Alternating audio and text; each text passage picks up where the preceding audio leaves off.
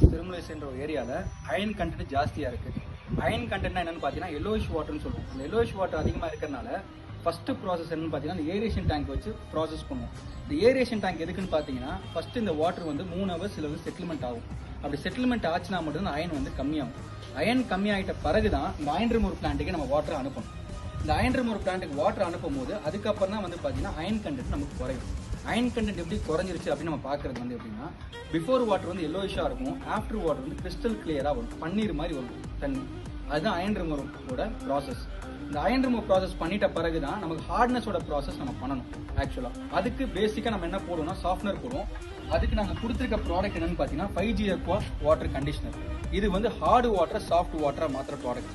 First தண்ணி வந்து aeration டேங்குக்கு போகுது, அதுக்கப்புறம் அயன் ரிமூவ் பிளான்ட்டுக்கு போகுது, அதுக்கப்புறம் ஹார்ட் வாட்டர் கண்டிஷனருக்கு போகுது, அதுக்கப்புறம் உங்கள் வீட்டோட ஓவர் டேங்க் போகுது. இதுதான் சார் ப்ராசஸ். தேங்க்யூ.